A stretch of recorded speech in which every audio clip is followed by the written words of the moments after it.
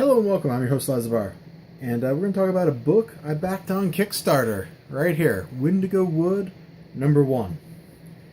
The cover looks really cool, don't it? Hold on, do I have the...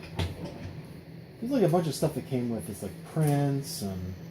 I have no idea where that stuff is. Okay, I thought maybe it was in my desk drawer right here. Well, apparently not. Anyway, super cool looking cover, right? Like, it looks like we're getting down to business here. It's produced by Afterlight Comics. There's some names. Alright, great. Let's get into the book. Okay, we have some okay looking art.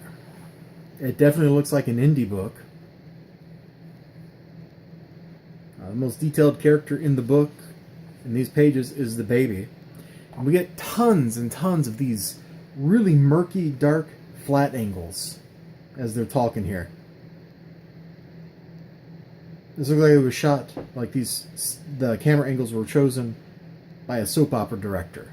Like nothing against soap operas as a genre. You know, I've watched my share of Young and the Restless and Days of Our Lives when I was a kid with my mom, but flat angles. Now, they come across, like, the scene of a wreck or something. There's bodies everywhere. And the guy's like, oh, my God, he's going to move the car out of the way. And then he gets stabbed. Everything goes bad. Baby gets kidnapped. And here is the first really good page of the book. And look how you can barely even see it. You can barely even see it. Can I just... Oh, if I block that, you can't see anything, can you? Well... You'll have to squint. You'll have to squint, you know, zoom and enhance, and get a look at this. Pretty creepy looking, though. He's shushing the baby. Then we cut to unlikable old guy with rifle. And he's unlikable. And a priest comes to visit him, and he's unlikable. I'm a little unclear on the timelines, but his wife's dead, and the daughter, presumably this lady, is missing. In fact, look, there's a picture of her. Oh, yeah. I didn't bother learning anybody's names because I didn't care about these people at all. I really don't like the art.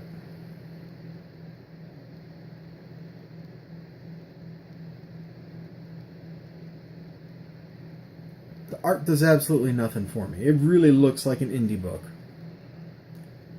And the style doesn't appeal to me. Like, if I got out Iron Sights and I flipped it open and I showed you a couple of the black and white pages, you go, oh, that's kind of ugly and primitive. And I'd be like, yeah, because I showed you page 5. He actually gets a lot better than I'd show you later. And it's like, he really liked drawing people's heads exploding. And you'd be like, oh, that's weird. And I'd be like, yeah, that's really weird. But it had a style. And the style, like, carried out this nice grungy feel. It kind of made you feel a little dirty, you know? So anyway, this guy, he's lost everything. He's just a mess. And he gets a phone call. It's his daughter. I don't know where I am, Dad. I'm alive. Please help me. He traces back the phone number. He looks it up. Oh, over 500 kilometers away. What are you doing? Well, I'll show you what she's doing. Let's just go. Is this the last page? Oh man, there's a hink in my book right here. It's not in any of the other pages. Oh, it's in this page too. Why is that? This is the first time I've opened this book. There's no way I hinked these pages. Oh, the whole corner's crushed. No, except the back cover. Oh, no, it is too. Well.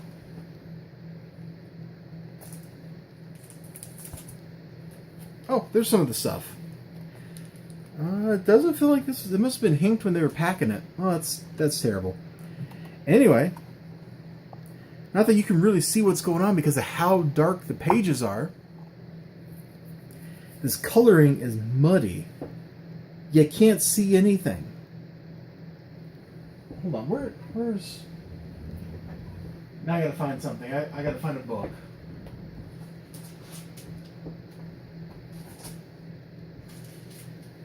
Where are you?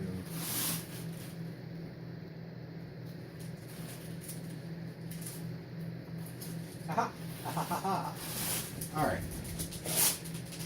So look at this coloring. super dark and murky. It's at night in the woods, right? It should be super dark and murky, right? Tomb of Dracula, late 70s. This is all at night. Isn't it amazing? There's colors. You can see what's going on. You can indicate night by using strange coloring schemes. You don't have to make everything realistically muddy. I mean, look here. It's nighttime. They're in the mountains. There's contrast. You can tell what's going on here. And you go, well, Tomb of Dracula's not really that scary. Okay, yeah, whatever. Tomb of Dracula's really old. Yeah, whatever. It's fun. This book, in my opinion, has a very unlikable protagonist. Unlikable enough, I didn't care to even learn his name. I don't know what that guy's name was. I don't know what his daughter's name is. I don't know what her husband's name is. I sure don't know what the baby's name is. But you know, these cultists failed somehow, and now they're being eaten. The end. Why would you be a cultist for something that's going to eat you? That doesn't make any sense to me. But you have some muddy art, and some of it's cool. Like, I don't want to diss all the art. Like, I think if I looked at the line work for, like, this panel, these panels, anytime the monsters are, even this dude's face, you can't even see, can you? Like, it's cool. Like, look over here. Look at these designs, man. Oh, his name's Hank Williamson. Okay.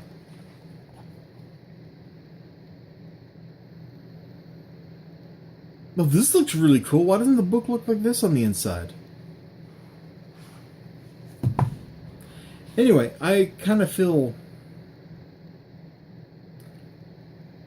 like I didn't really get what I was expecting from this. This is like the part of the horror movie where they're setting everything up and it's boring. And it's one of those horror movies, one of those slasher movies where there's a bunch of kids and you don't like them. Look at this, though. That's pretty cool. And this is the project that I got this book in like July, I think.